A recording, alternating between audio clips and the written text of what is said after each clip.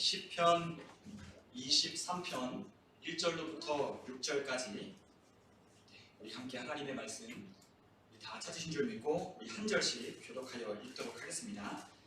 여호와는 나의 목자시니 내게 부족함이 없으리로다.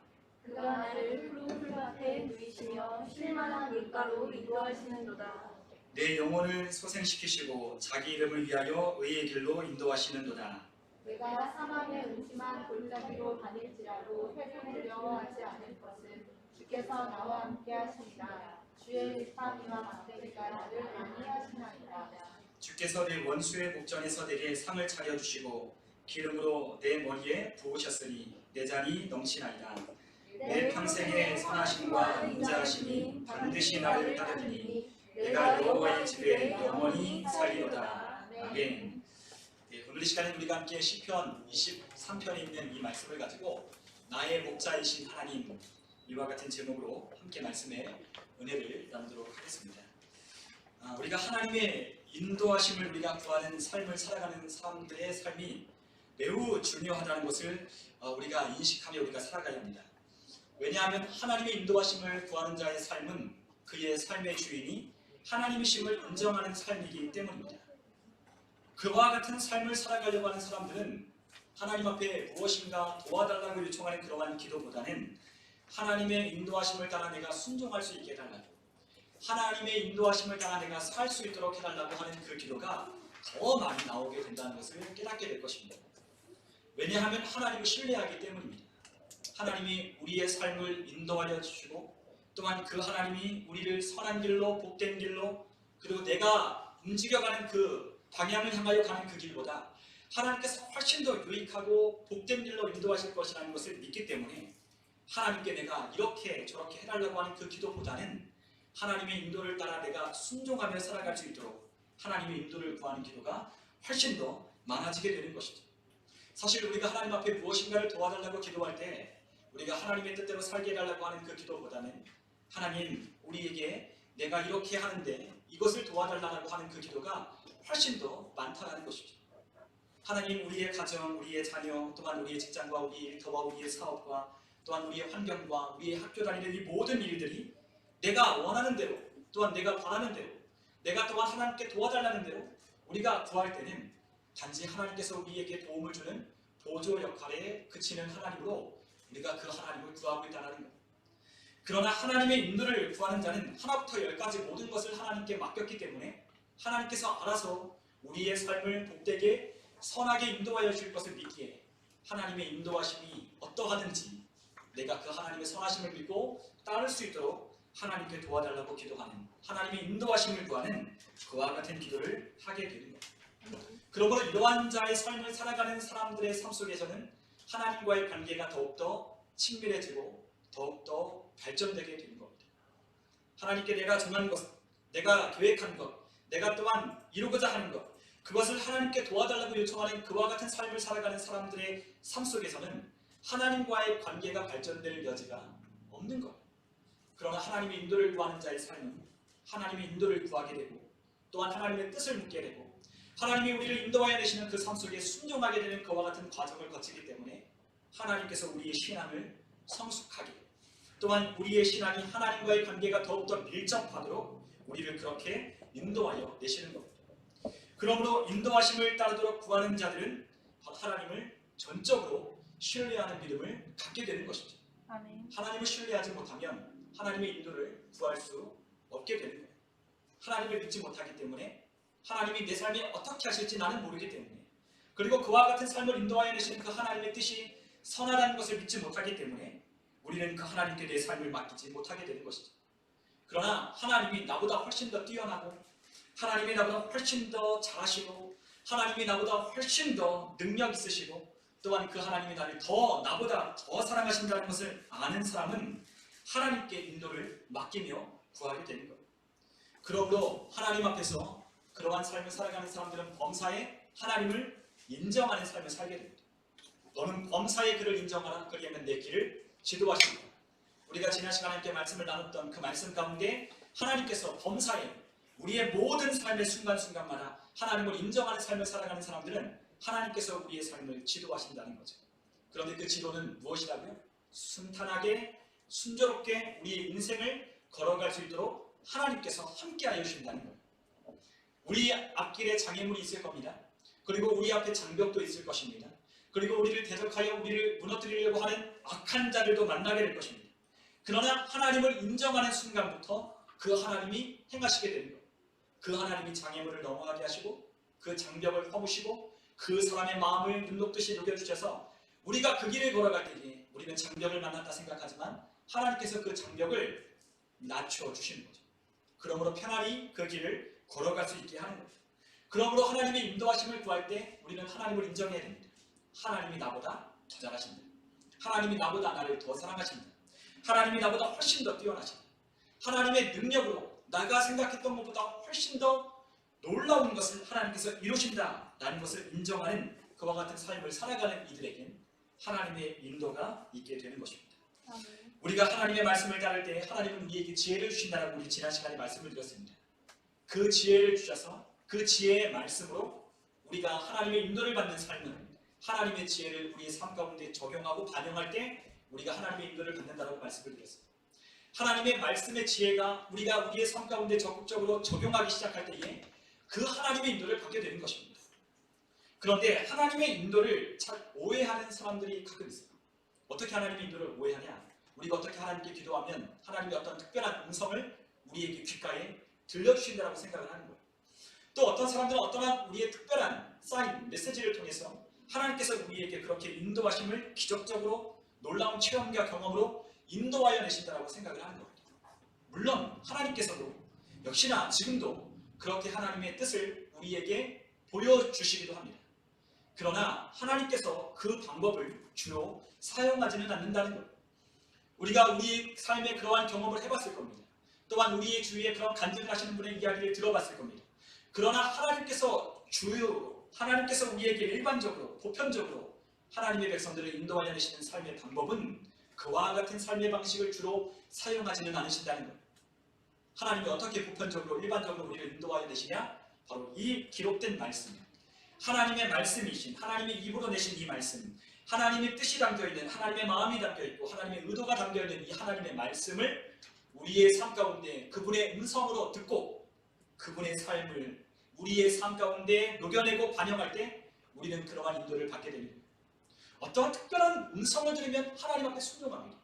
그러나 기록된 말씀을 들으면 순종하지 않는다는 거예요. 여러분 아이러니하지 않습니까? 하나님의 말씀이라고 우리에게 기록되어서 우리에게 주었는데 이 말씀을 인정하지 않는데 어떠한 특별한 경험과 특별한 메시지를 받기를 원하는 거예요. 그러나 그와 같은 방법을 하나님께서 주로 사용하시는 것이 아니라 우리에게 기록되어 있는 이 말씀을 통해 성령을 통하여 우리의 마음을 감화하시고 감동하여 주심으로 이 말씀이 하나님의 입에서 낸 말씀이라는 것을 깨닫게 하여 주심으로 그 말씀의 권위를 인정함으로 이 말씀을 따를 때 우리가 그 하나님의 인도를 경험하게 되는 거죠. 우리의 삶이 어떻게 전개될지 우리는 다 몰라요. 그리고 어떻게 흘러갈지 우리는 다 알 수 없습니다. 그러나 누누이 말씀드리지만 하나님의 말씀을 따라 우리의 삶에 적용할 때 아주 작은 것 하나라도 하나님께서 말씀하신 대로 인정하라고 했으면 범사에 인정하는 삶을 살기 시작할 때에 하나님께서 우리의 삶을 지도하시는 삶을 경험하는 것, 그것이 바로 하나님의 인도를 경험하는 우리의 삶의 비결입니다. 그러므로 하나님께서 우리에게 말씀하시는 그 말씀을 우리는 귀히 여겨야 한다는 거죠. 이 말씀에 심령이 불붙는 것 같은 것을 경험하지 못하면, 이 말씀이 살아있고 운동력 있다라고 우리의 삶 가운데 경험하지 못하면 우리는 결코 하나님의 말씀을 따르지 못하게 될 것입니다. 그러나 하나님의 말씀은 우리에게 이것을 언약으로, 약속으로 우리에게 주셨고 이 말씀을 따를 때 약속한 대로 하나님께서 응답하여 주시겠다라고 우리에게 말씀하셨습니다. 그래서 우리가 이 하나님의 말씀을 언약이라고 부르는 겁니다. 우리가 구약을 옛 언약, 예전에 있던 하나님과의 언약, 그리고 또한 신약은 하나님께서 우리에게 예수 그리스도를 통하여 새롭게 주신 약속, 언약이라고 하는 의미에서 우리에게 이 구약, 신약을 우리에게 주신 거예요. 성경은 다 약속으로 기록되어 있습니다. 약속으로 이루어져 있어요. 누구와 누구와 사이에서 이루어졌나요? 하나님과 하나님의 백성 사이에 그 약속을 맺은 거예요. 하나님께서 이스라엘 백성들을 시내산까지 이끌어서 그곳에서 하나님의 말씀을 그들에게 수여합니다. 그들에게 그 말씀을 주셨습니다. 그 말씀을 주실 때 하나님께서 그 백성들과 언약을 맺으셨다는 거예요. 너희들이 이렇게 살면 하나님께서 어떻게 하시겠다? 지켜주고 보호해주고 함께해서 너를 하나님의 백성답게 하나님의 백성이 되게 하나님께서 만드시겠다라고 하나님께서 말씀하셨어요. 우리가 세상 가운데 우리가 언약을 맺는 경우가 종종 있습니다. 그냥 우리가 친구들끼리 그런 맺는 그런 약속들 말고 진짜 맹약하는 그런 언약을 맺는 관계들이 있어요. 그런 관계가 어떤 관계냐? 바로 남편과 아내의 관계입니다. 남편과 아내는 이와 같은 언약으로 맺어져 있어요. 언약이라는 것은 일방적인 한쪽의 어떠한 간구, 어떠한 한쪽의 일방적인 요청으로 맺어지는 것이 아니라 서로 간에 쌍방이 상호 간에 전제함으로 맺어지는 겁니다. 그러니까 약속의 주체가 있고 또한 약속의 객체가 있는 게 아니라 서로 그 약속을 함께 맺고 함께 지키고 함께 헌신하기로 약속하는 관계가 바로 언약하는 관계입니다. 하나님은 우리와 대등하게 약속을 맺으셨어요. 그런데 이 약속을 자세히 살펴보면 정말로 일방적으로 우리에게 유리하게 그 언약이 맺어져 있는 거예요. 여러분, 하나님의 말씀을 살펴보십시오. 우리가 하나님 앞에 한 게 무엇이 있습니까? 하나님 앞에 우리가 드린 것이 무엇입니까? 하나님 앞에 우리가 순종한 것이 무엇입니까? 일방적으로 하나님이 우리를 사랑하셔서 하나님의 백성 삼으시고 하나님께서 복을 주겠다고 약속하시고 하나님께서 우리가 이룰 수 없는 우리가 할 수 없는 것들을 하나님께서 거저주시겠다고 약속하신 이 언약이야말로 불평등한 불공정한 언약 아니겠습니까? 그런데 하나님이 그러한 손해를 감수하고라도 우리를 사랑하셔서 그 언약을 맺으신 거예요. 그러니까 이와 같은 관계 속에서는 정말로 하나님께서 주시는 이와 같은 약속을 맺은 관계 속에서는 우리에게 하나님께서 요구하시는 순종함이 반드시 있어야 하는 거죠. 남편과 아내는 서로를 사랑하겠다고 하는 그와 같은 서로를 책임지겠다고 하는 내 모든 것을 당신에게 주어서 내가 당신과의 약속을 지키겠다고 하는 이와 같은 약속을 하며 함께 결혼하게 되는 겁니다. 여러분, 또한 부모와의 자식 간의 관계도 이와 같은 언약을 맺었어요. 부모와 자식 간의 언약을 맺지 않는 게 아니라 이미 맺어져 있습니다. 어떠한 관계로 맺어져 있죠? 생명을 다하기까지 내가 자녀를 돌보고 또한 자녀를 양육하고 사랑하고 지켜주겠다는 그와 같은 약속을 했다는 것. 부모만 한 게 아닙니다. 자녀도 부모에게 그와 같은 언약을 하는 것. 우리 어른들이, 우리 부모가 늙으면, 부모가 나이가 많아지면 누가 부모를 책임져야 돼요? 자식들이 그 부모에 대한 효도함으로 부모를 책임져야 되는 겁니다. 그게 바로 부모와 자식 간의 관계 맺은 언약이에요. 일방적으로 부모만 자녀들을 기르고 양육하는 책임이 있는 게 아니라 자녀들도 나의 생명 대신 나의 생명을 전해준 우리 부모를 그 생명이 다하는 그날까지 책임지겠다고 약속을 맺는 관계가 부모와 자식 간의 관계입니다. 그렇기 때문에 부모는 자식을 버릴 수 없고 자식 또한 부모를 버려서는 안 되는 겁니다. 책임을 다하는 겁니다. 그리고 또 하나의 관계, 언약을 맺는 관계가 있습니다. 그것이 어떤 관계냐? 바로 왕과 그의 백성이 맺는 언약을 맺는 관계입니다. 왕은 그 백성들을 다스릴 책임이 있습니다. 그리고 그 백성은 왕의 명령에 따라 순종해야 될 그 통치를 따라야 할 그와 같은 책임이 있습니다. 서로 간의 언약을 맺는 겁니다. 그러면 그 통치를 따라 순종하고 그 백성이 그 왕의 명령을 따를 때 왕은 그 백성들을 보호하고 지켜주고 함께하는 거예요. 그런데 이와 같은 남편과 아내, 부모와 자식, 왕과 백성과의 관계를 하나의 관계로 보여주는 관계가 있습니다. 그것이 어떤 관계죠? 하나님과 우리와의 관계입니다. 하나님은 우리의 아버지가 되시기도 하지만 하나님은 우리의 신랑이 되시기도 합니다. 또한 그 하나님은 우리의 왕이라고 말씀하셨습니다. 성경에는 그 하나님을 아버지, 신랑, 왕의 관계로 비유하기 시작합니다. 우리가 레위기 26장 12절에 보면 우리에게 이와 같은 말씀이 있는데요. 우리 한번 레위기 26장 12절에 있는 말씀을 우리 한번 다 같이 한번 읽어보겠습니다. 함께 읽습니다. 나는 너희 중에 행하여 너희의 하나님이 되고 너희는 내 백성이 될 것입니다. 아멘. 하나님께서 우리의 하나님이 되시겠다라고 말씀하셨어요. 그리고 그 백성들이 내 백성이 될 것이라고 말씀하셨습니다. 내 백성, 그리고 그 백성을 하나님께서 이끌고 그 백성과 함께 행하겠다라고 말씀하셨습니다. 여러분, 하나님께서 이 가운데 행한다라고 말씀하신 것은 동행한다라고 하는 의미입니다. 동행, 함께 내가 너와 걷겠다, 내가 너와 함께 하겠다라고 하는 말씀입니다.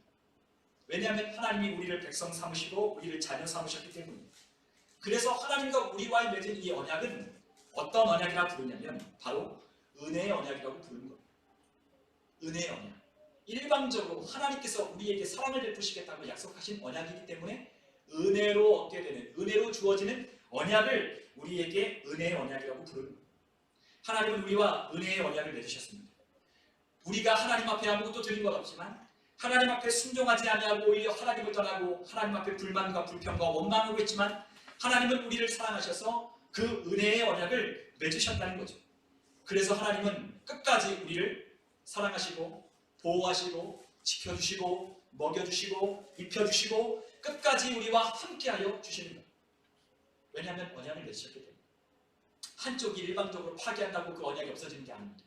한쪽이 일방적으로 그 언약을 무시한다고 해도 그 언약이 사라지는 게 아닙니다. 왜냐하면 맹약한 것이기 때문에 영원토록 변치 않는 하나님과의 맺은 언약이기 때문에 그 언약은 하나님이 영원하시듯 그 언약도 영원하게 되는 거예요. 하나님은 이러한 관계를 우리에게 성경을 통해서 더 알기 쉽게 우리에게 그와 같은 관계를 보여주셨습니다. 그것이 무엇이냐? 바로 목자와 양의 관계입니다. 우리가 요한복음 10장에 보면 예수님은 자신을 선한 목자라고 그렇게 비유하여 말씀하셨습니다. 우리가 요한복음 10장 10절에서 12절에 보면 우리 주님께서 이렇게 말씀하십니다. 우리 한번 요한복음 10장 10절에서 12절까지 같이 한번 읽어보겠습니다. 도둑이 오는 것은 도둑질하고 죽이고 멸망시키려는 것뿐이요 내가 온 것은 양으로 생명을 얻게 하고 더 풍성히 얻게 하려는 것이다. 나는 선한 목자라. 선한 목자는 양들을 위하여 목숨을 버리거니와 삭구는 목자가 아니요 양도 제 양이 아니라 이리가 오는 것을 보면 양을 버리고 달아나나니 이리가 양을 물어가고 또 해치느니라. 아멘. 자, 하나님과 우리와의 관계를 목자와 양의 관계에 비유하셨습니다. 하나님과 우리는 목자와 양의 관계로 비유할 수 있다는 거예요. 그런데 예수님은 자신을 선한 목자라고 했어요. 그래서 예수님이 양들을 위해서 하는 일이 있습니다. 그것이 무엇이죠? 양들을 위하여 목숨을 버린다는 것. 그러니까 그 양들을 위하여 선한 목자이신 예수님이 하는 일은 목숨을 버리는 겁니다. 사꾼 목자는 그 양이 제 것이 아니기 때문에 이리가 오면 도망가요. 양을 버립니다. 그래서 이리가 양을 물어가고 해쳐도 아무런 반응을 하지 않는 거예요. 그러나 선한 목자는 그들을 위하여 목숨을 버리기 위하여 오셨기 때문에 이리나 또한 사나운 짐승이 나타나면 목숨을 걸고 그들과 싸워 그들을 지켜내는 겁니다. 그것이 바로 우리 예수님인 겁니다. 그러므로 예수님은 우리에게 생명을 주시되 더 풍성히 얻게 하려고 이 땅에 오셨다고 말씀하셨습니다. 여러분, 목자는 양들을 안전하게 지켜고 또한 건강하게 관리하고 좋은 꼴을 먹이고 또한 쉴만한 물가를 인도하여서 그 양들이 편히 쉴 수 있도록 만들어주는 겁니다. 그런데 왜 양들에게 목자가 필요할까요? 양들에게 왜 목자가 필요하죠? 여러분, 양이라고 하는 동물을 한번 떠올려 보십시오. 또한 우리가 이전에 들었던, 우리가 익히 알고 있던 양이라고 하는 동물을 우리가 떠올려 보면 양은 매우 약한 동물이에요. 사나운 이빨도 없고 발톱도 없습니다. 대항할 수 있는 힘도 없어요. 빠르게 달릴 수 있는 그러한 다리도 있지 않습니다. 그러니까 자기 스스로 자기를 돌볼 능력이 없기 때문에 양들은 자기 혼자 자기를 돌볼 능력이 없기 때문에 목자가 필요합니다. 목자는 이 양들을 돌봐야 하는 책임이 있어요. 양들을 볼 때 특별한 애정과 책임을 느끼게 됩니다. 여러분, 우리의 자녀들이 우리가 막 책임을 짓고 우리의 자녀를 양육하고 사랑해야 되겠다고 하는 그 마음이 언제 들어요? 우리의 자녀들이 나 없이는 살 수 없다는 걸 알게 될 때 우리 안에 초월적인, 우리 초인 같은 힘이 나오잖아요. 우리의 어머니, 우리의 아버지를 생각해 보십시오. 자녀를 그냥, 어린 자녀를 그냥 놔두면 이 자녀들이 굶어 죽겠다는 것을 아니까 그 힘들고 비통하고 애탈을 푼 그 삶을 삶에도 이 자식들을 끝까지 포기하지 않고 지켜내는 거예요. 왜냐면 내 자식이니까. 내 자식이 내가 아니면 살 수 없으니까. 그러니까 이 아이에게 사랑을 쏟고 이 아이에게 책임감을 느끼고 이 아이를 바라볼 때마다 내가 얘를 지켜주지 않으면 살 수 없다는 것을 느끼기에 이 아이를 그렇게 지켜냅니다. 여러분, 예수님도 마찬가지입니다. 우리 하나님도 마찬가지입니다. 하나님의 백성 스스로 살 수 없다는 걸 하나님은 너무나도 잘 알고 있기 때문에 그 하나님이 우리를 지켜내시기로 하나님께서 인도하여 내시기로 작정하시는 거예요. 그러니까 그 하나님이 아니면 사나운 맹수에게 끌려갈 수밖에 없습니다. 그 하나님이 돌보지 않으면 양들은 살아갈 수 없고 하나님이 꼴을 먹이지 않으면 살찌울 수가 없는 거예요. 그러니까 하나님이 필요한 거예요. 목자가 필요한 거예요. 목자가 없이는 양떼는 결코 살아갈 수 없기 때문에 하나님은 그 양떼를 사랑하셔서 그 양들을 인도하여 내겠다는 목자가 되어 목숨을 걸고 양들을 지키며 때로는 추위 가운데도 때로는 더위 가운데도 맞서서 그 양들을 눈으로 뜨고 양들을 사나운 맹수로부터 지키는 것. 여러분, 이 양들을 지킬 때 얼마나 많은 수고가 있을까요? 여러분, 목동이 그냥 양들을 그냥 아무렇게나 데리고 다니면 양들이 잘 큰 게 아닙니다. 양들을 아주 살찌우고 양들을 아주 포동포동하게 건강하게 윤기나는 털로 이렇게 양들을 그렇게 키우려면 목자의 아주 수고가 필요한 거예요. 여러분, 양떼 목장 같은 곳에 여러분 양들을 보셨습니까? 저희 한 두세 군데 그러한 양떼들이 있는 곳에 가봤지만 어떠한 목장은요, 양떼들이 아주 털이 윤기가 나고요, 털이 아주 하얗고요 뽀얀 양이 있어요. 그런데 어떤 목장을 가나요? 양이 아주 꼬질꼬질하고요, 더럽기가 한도 없습니다. 냄새나고요, 가까이 오면요 도망가고 싶어요. 그래서 먹이 주는 체험을 하려도요, 냄새가 나서 그냥 먹이를 던져주고 오지 그 먹이를 손에다 대고 이 양들에게 먹여주지 않습니다. 그만큼 관리가 중요한 거예요. 얼마나 신선한 꼴을 먹느냐, 얼마나 건강하게 편안하게 잘 들어간 좋은 환경을 조성해서 이 양을 키우고 목양했느냐에 따라서 이 양의 상태가 달라지는 겁니다. 여러분, 이 양을 키우는데 목자들은 엄청난 노력을 기울입니다. 하나님이요, 졸지도 아니하시고 주무시지도 않는다고 했어요. 불꽃 같은 눈동자로 우리를 지켜준다는 말씀이거든요. 왜냐하면 그러한 수고가 필요해야 이 양떼를 안전하게 지킬 수 있다는 것을 하나님은 아시기 때문에 불꽃 같은 눈동자로 지켜줍니다. 여러분, 우리가 밤에 잠을 자는 동안에도 수많은 악한 영들의 공격이 있습니다. 그래서 어떨 때는 정말로 꿈이 뒤숭숭한 것들을 꾸게 됩니다. 죄를 짓는 꿈, 또한 도망다니는 꿈, 무서운 꿈, 아주 흉측한 꿈 꾸게 됩니다. 그리고 악한 생각들을 우리가 지난밤 꿈속에서 그것들을 생각해내고 아침에 일어나서 그 생각에 영향을 받게끔 악한 영들은 끊임없이 공격합니다. 그러나 그러한 밤중에도 하나님은 졸지 아니하시고 지켜주시는 그 하나님께 기도하고 그 하나님의 도움을 요청하면 하나님이 우리를 편안하게 재우시는 것. 여러분, 그와 같은 하나님의 불꽃 같은 눈동자로 우리를 자나깨나 지켜주시는 그 하나님의 도움이 없이는 우리가 살아갈 수 없는 거죠. 목자들은 추위에도 양들을 부지런히 이끌고 갑니다. 더운 날에도 그 양떼들을 먹이기 위해서 이끌어갑니다. 여러분, 유대 땅에 바로 이 다윗이, 바로 유대 땅에 있는 이 다윗이, 오늘 우리가 읽었던 시편 23편의 저자인 이 다윗이 바로 이와 같은 목자의 심정을 잘 알고 있기 때문에 하나님을 나의 목자라고 고백하는 거예요. 여러분, 유대의 목동들은요, 봄이 되면 그 양들을 추운 우리 가운데서 이제 끌어서 이제 이 양들을 푸른 초장으로 이 양들을 인도하여 갑니다. 겨울이 지나고 봄이 되면 이 양떼들을 끌어내는 거예요. 그리고 이 양떼들을 끌어다가 좋은 풀이 나는 곳으로 끌고 다닙니다. 그런데 어떤 날은요, 며칠 동안 집에 못 들어오고, 또 어떨 때는요, 몇 달 동안 돌아오지 못합니다. 그것이 어디에 기록되어 있냐? 성경에 기록되어 있습니다. 성경에 유대의 땅에 사는 그 목동들이 그렇게 하는 거예요. 그래서 다윗도 아버지가 다윗을 보내어 형들에게 양치는 그곳에 가서 형들의 안부를 물으라, 그렇게 묻는 것은 바로 또한 야곱과 그의 형제들에게 그와 같이 야곱이 또한 보내고 형제들에게 또 요셉을 보내는 이유는 그와 같이 그 양떼들을 몰고 한 며칠 동안 몇 달 동안 못 돌아오기 때문입니다. 그 양떼들을 그 가을까지 그렇게 양떼들을 부지런히 먹여야 됩니다. 부지런히 양떼들을 풀을 뜯어서 먹이고 또한 양떼들을 그렇게 쉴만한 물가로 인도해야 그 양이 지난 이 겨울을, 아주 추운 겨울을 잘 보내는, 여러분, 이와 같은 수고와 노력이 있어야 바로 이 양떼들이 건강하고 또한 이 양떼들이 정말로 평안한 삶을 살 수 있는 거죠.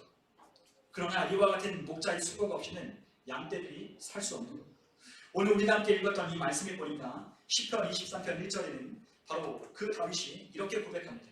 우리 시편 23편 1절에 있는 말씀을 우리 다 같이 한번 읽어보시겠습니다. 여호와는 나의 목자시니 내게 부족함이 없으리로다. 아멘. 자, 목자 되시는 하나님으로 다윗은 그 하나님을 고백하고 있어요. 자기가 양을 쳐봤잖아요. 그런데 그 양을 쳐보고 또한 양을 끌어본 그 경험상 자신의 인생을 반추해보니 하나님이 나의 목자이셨음을 고백하는 겁니다. 내 인생을 살아보니까 그 하나님이 목자이신 거예요. 내가 양떼를 치듯 그렇게 수고를 하며 양떼를 잘 양육하기 위해서 그렇게 수고를 한 것처럼 하나님이 마치 나를 그렇게 이끄시고 인도하여 계셨음을 깨닫게 된 거죠. 그 깨달은 그 다윗이 하나님을 이렇게 아름다운 시를 지어서 하나님을 찬양하고 하나님을 고백하는 겁니다. 여러분, 다윗이 목동이 아니었다면, 목자가 아니었다면 이와 같은 것을 표현해낼 방법이 없어요. 그러나 다윗은 너무나도 잘 알고 있기 때문에 하나님을 그와 같이 표현합니다. 이와 같은 표현보다 정확한 표현이 없습니다. 하나님을 목자에 비유한 것만큼 적절한 표현이 없는 거예요. 왜냐하면 목자는 우리를 돌보고 우리를 사랑하고 우리를 인도하여 내고 우리를 끝까지 책임지고 우리를 목숨을 버리기까지 우리를 지켜내는 그와 같은 자이기 때문에 목자라고 비유합니다. 여러분, 이와 같은 목자 되시는 그 하나님이 있을 때 그 다윗은 전혀 부족하지 않았다고 고백합니다. 우리가 삶을 살아갈 때 우리가 하나님 앞에 그렇게 고백해야 됩니다. 그런데 이것은 하나님이 나의 목자 되시는 삶을 살아가는 사람만이 고백할 수 있는 거예요. 전혀 부족하지 않았다. 하나님이 나의 목자가 되셔서 나는 전혀 부족하지 않았다고 하나님이 나의 목자 되시는 삶을 살아가는 사람만이 믿음의 고백으로 드릴 수 있는 거예요. 나의 힘도 부족하지 않았습니다. 나의 능력도 부족하지 않았습니다. 나는 내 능력은 부족하나 내 힘은 연약하나 하나님이 나와 함께 하실 때, 능력 주시는 이가 나와 함께 할 때 나는 전혀 부족하지 않았습니다. 이것을 고백하는 거죠. 하나님, 물질도 부족하지 않았습니다. 하나님 또한 내가 필요한 것이 내가 필요할 때 하나님께서 나에게 공급하여 주셔서 전혀 부족하지 않게 하여 주셨습니다. 하나님이 인도하여 주시는 삶을 사니 전혀 부족하지 않았다고 고백합니다. 그냥 믿음으로 고백한 게 아닙니다. 실제로 하나님께서 그 다윗을 그렇게 기르시고 양육하시고 인도하여 내셨음을 그는 경험했기 때문에 전혀 부족하지 않다고 고백합니다. 여러분, 우리의 삶에 이러한 전혀 부족하지 않았다고 고백할 수 있는 삶이 우리에게도 있어야 합니다. 다윗에게만 주는 것이 아니라 나의 목자 되시는 하나님으로 그분의 음성을 듣고 그분을 따라다니면 우리도 그렇게 고백하게 되는 거죠. 전혀 부족하지 않습니다. 하나님, 필요할 때마다 뭐 필요하냐? 하나님께서 우리가 필요할 때마다 하나님께 구할 때마다 하나님께서 내가 여기 있다, 응답해 주마 라고 하나님께서 응답하시고 우리의 요구를 들어주시는 그와 같은 하나님이 나와 함께 한다면 우리는 전혀 부족하다고 느끼지 않아요. 우리가 이번 한 주 동안 우리가 기도회를 했지만 하나님께서 우리의 삶을 두고 우리가 하나님 앞에 그렇게 외치고 하나님을 부르면 하나님이 여기 있다라고 말씀하신다고 했습니다.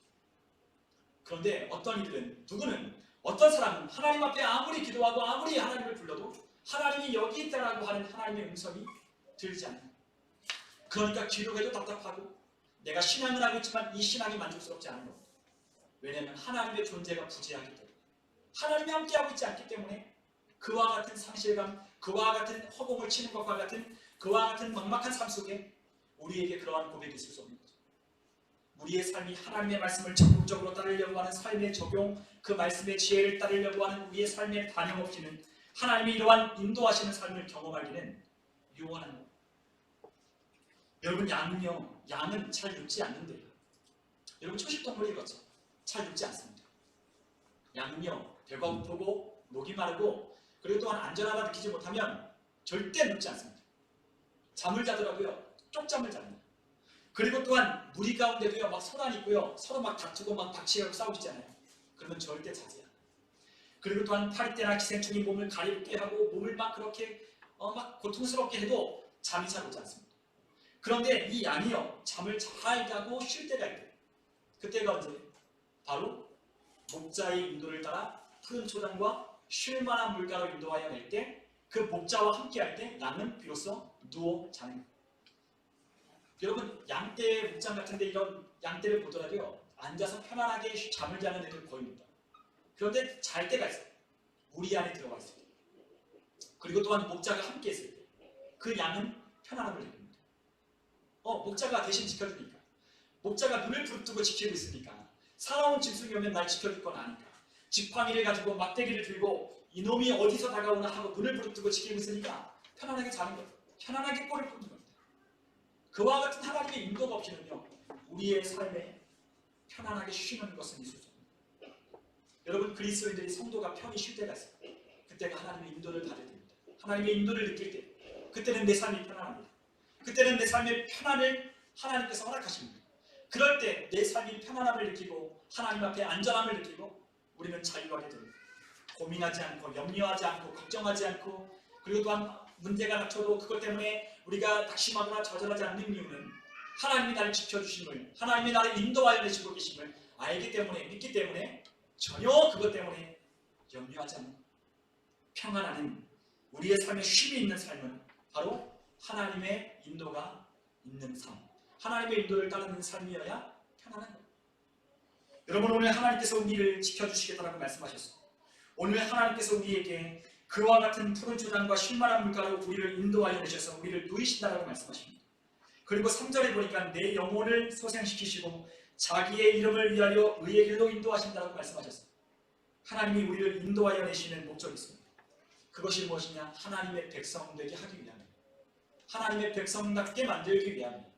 하나님의 백성다운 삶을 살도록 하나님께서 우리를 인도하여 내신다는 겁니다. 세상 사람들도요, 하나님을 믿는 사람에게 기대하고 하나님께 믿는 사람들에게 어떠한 그리는 이러한 이상이 있어요. 그들도 안 믿고 있지만, 야, 하나님을 믿는 사람이 왜 그래? 너 예수 믿는다고 왜 그래? 예수 믿는 사람이 이러면 안 되지 라고 하는 그와 같은 이야기를 하는 거며, 그들이 예수 믿는 삶이 어떠한지 우리보다 더 잘 알기 때문에 압니다. 알아요. 모르는 게 아니에요. 세상 사람들이 예수 믿고 예수를 따르는 삶이 어떤지를 그들도 알고 있어요. 야, 교회 다닌다는 사람이 왜 그래? 다 압니다. 교회에서 떠나 거룩하게 하나님의 말씀을 따르는 사람이라는 걸 알고 있어요. 그래서 우리가 하나님 앞에 범죄하고 세상 가운데 우리가 하나님의 백성으로 살지 못하면 세상 사람들이 툭달같이 달려들어서 우리를 손가락질하는 거죠.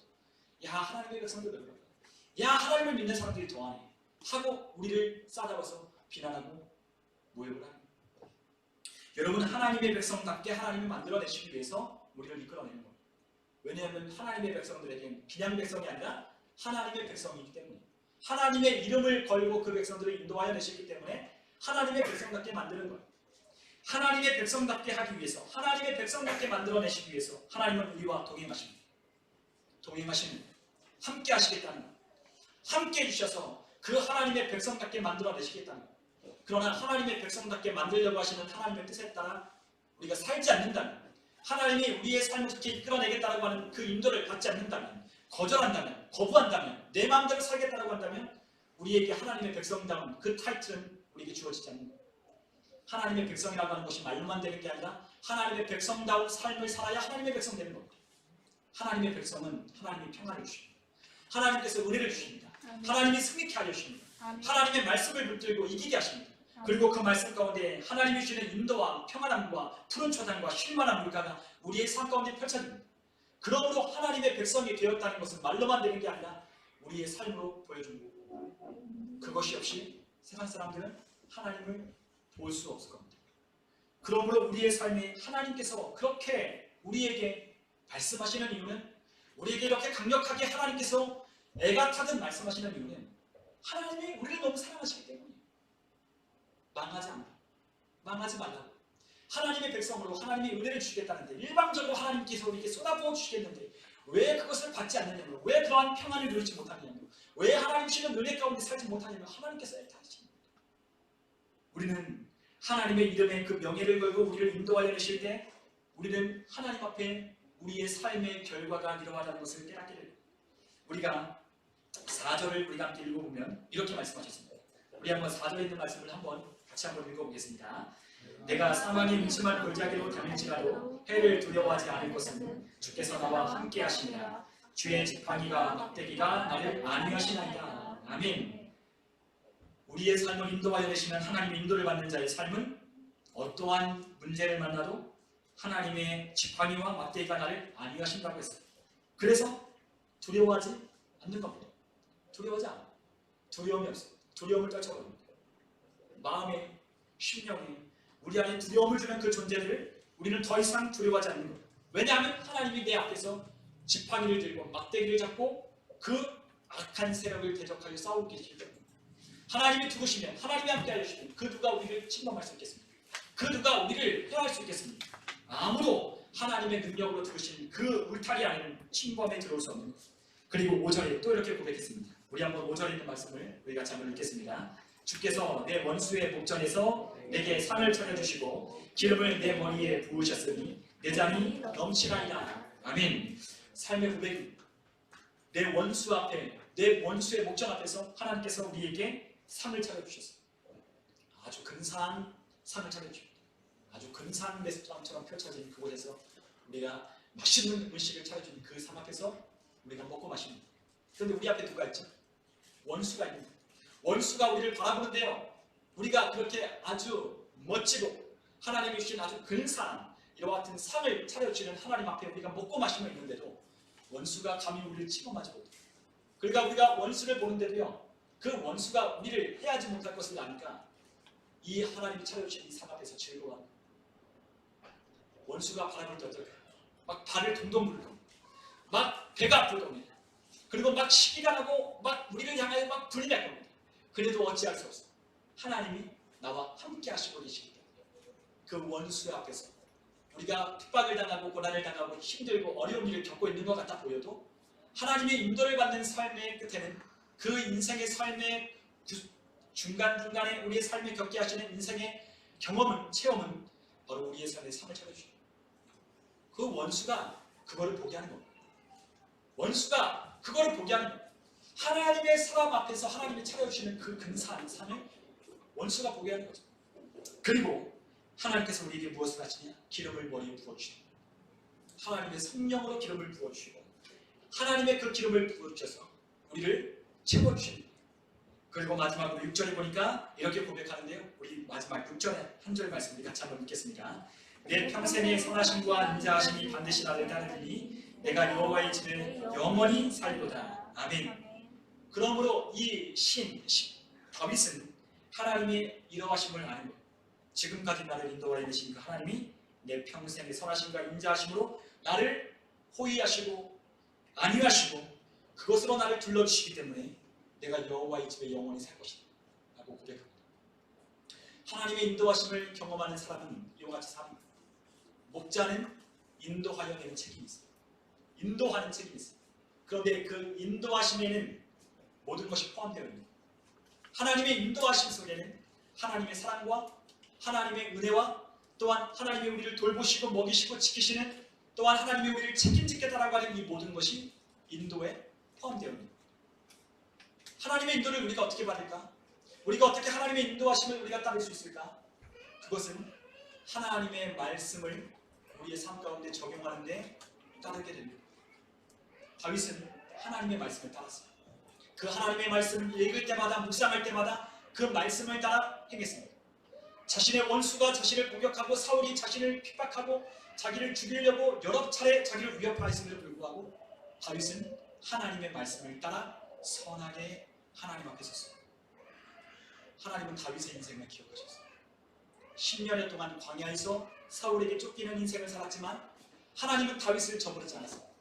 광야에서도 하나님은 나와 함께 하셨다. 광야에서도 우리를 줄이게 하거나 목마르게 하거나 우리를 가난하게 하거나 아니면 우리를 피하게 만들거나 우리를 궁핍하게 만드시 않으셨다. 광야에서도 먹이셨고 또한 우리에게 마시게 했고 또한 광야에서도 하나님께서 우리를 건강하게 풍요롭게 하나님께서 지켜주셨다. 그리고 하나님께서 그 다윗을 왕으로 세워 그 나라를 통치하게 하시잖아요. 하나님은 이처럼 우리에게 하나님은 나의 인도하시는 목자가 되신다고 말씀하셨어요. 그런데 그 인도하시는 하나님을 우리가 불신하거나 하나님의 인도하심을 따르지 않으면 우리는 하나님의 인도하심을 경험할 수 없는 거예요. 여러분, 우리가 거절하는 이상, 우리가 하나님의 은혜를 따르지 않는 이상 우리의 삶에 그러한 은혜는 절대로 있을 수 없는 거예요. 여러분, 하나님과 우리와 맺었던 그 언약을 우리가 하나님께서 우리에게 허락하시지 않는 때가 있어요. 물론 그 언약은 여전히 유효합니다. 영원합니다. 그 언약은 변하지 않았습니다. 계약이 바뀌지 않았습니다. 그러나 단지 우리가 하나님의 그 인도하심을 따르기로 작정하지 않았기 때문에 우리의 삶에 그 말씀을 따라 행하지 않았기 때문에 우리의 삶에 그 유효한 약속이 작동하지 않는 것처럼 보이는 겁니다. 그러나 그 약속은 여전히 유효하다는 거예요. 어떨 때? 하나님의 인도하심을 따를 때. 정녕 내 삶에 하나님의 인도하심을 따르게 하는 하나님의 말씀을 따라 살아갈 때에 하나님은 우리의 삶에 목자가 되시는 은혜를 하나님의 내 삶을 인도하시는 하나님의 사랑과 책임과 돌봄과 지킴이 우리 가운데 있게 되는 거죠. 우리가 뭘 하니? 우리가 그러한 하나님의 인도를 받아야 되겠습니다. 우리가 그 하나님의 인도를 받기까지 우리의 삶을 개혁해야 되겠습니다. 바꿔야 되겠습니다. 기도만 하는 것이 아니라 하나님이 원하시는 삶으로 우리의 삶을 바꿔야 됩니다. 기도만 하고 하나님께서 우리의 기도를 언제 들어주시냐라고 하며 하나님께 왜 내 기도를 들어주지 않느냐라 하나님께 그렇게 원망하는 자가 아니라 하나님이 우리를 인도하여 내신 삶을 원리를 깨닫고 그 말씀을 내 삶에 인정하고 고백하고 그 말씀에 따라 행하는 자가 되어 하나님의 인도하심을 받아야 합니다. 우리는 하나님의 인도를 받도록 하나님께서 약속하여 주셨습니다. 우리는 참으로 복된 사람들입니다. 우리의 삶이 복되라는 것을 여러분 올 한 해 아니면 지금까지 우리가 경험했던 그 하나님의 복되게 하여 주신 그 삶을 이제 우리도 전해야 됩니다. 그리고 경험해야 되고 그 인도하심을 고백해야 됩니다. 여러분 주위에 그것을 지켜보고 그것을 또한 우리를 통하여 알게 되어야 할 사람들이 많이 있습니다. 여러분 우리 하나만 하나님이 우리를 한 사람만 구원하지 않으셨습니다. 우리를 통하여 그 하나님의 신실하심을 보여주도록 하나님께서 하나님 백성 되도록 하나님을 부르십니다. 그리고 그 광야의 길을 건너가실 때 그 주변에 있는 이민족들이 그 하나님의 백성들의 소문을 듣기 시작합니다. 여러분 우리의 주위에 그 이민족들이 우리가 가나안 향해 가는 그곳에 이민족들이 그 하나님의 행하신 일을 듣고 있다는 거예요. 벌벌벌 두려웠던 거예요. 그러나 하나님의 백성이 하나님의 말씀을 따르지 않고 이방 족속과 함께 혼동되고 함께 연합하고 그들과 함께 살 때는 그들이 저주를 받고 그곳에서 하나님의 은혜를 얻지 못했어요. 오늘 시간 우리가 하나님의 인도를 받기로 우리가 결심해야 됩니다. 그냥 우리가 산다고 해서 하나님을 내가 믿는다고 해서 이 믿음이 하나님이 은혜를 거둬주시는 것은 아닙니다. 이미 하나님이 거둬주시는 갚을 수 없는 놀라운 우리가 행함으로 받지 못하는 놀라운 구원과 놀라운 십자가의 사랑으로 우리가 받은 은혜는 우리가 어떠한 것으로도 하나님이 우리가 주실 수 없는 것이기 때문에 거둬줬지만 하나님이 우리에게 인도하여 내신다는 하는 건 우리의 삶에 순종함이 있어야 주십니다. 이미 엄청난 것을 주셨습니다. 그 엄청난 것을 기억하십시오. 그 엄청난 것이 내가 어떠한 행위로도 가질 수 없는 하나님의 놀라운 사랑임을 기억하십시오. 그리고 그 사랑 때문에 우리에게 또한 거둬주시는 하나님의 은혜를 입으며 살겠다고 결론을 내리고 결단하십시오. 우리 올 한 해 하나님의 인도를 받기로 결단하며 내 삶에 하나님의 지혜이신 그 말씀에 따라 하나님을 범사에 인정하고 하나님의 지도를 따르는 우리 모두가 되어 하나님의 인도하심을 경험하고 고백하는 우리 모든 성도님들 다 되시기를 제가 되기를 주님의 이름으로 간절히 축원합니다. 우리 시간 함께 기도하겠습니다.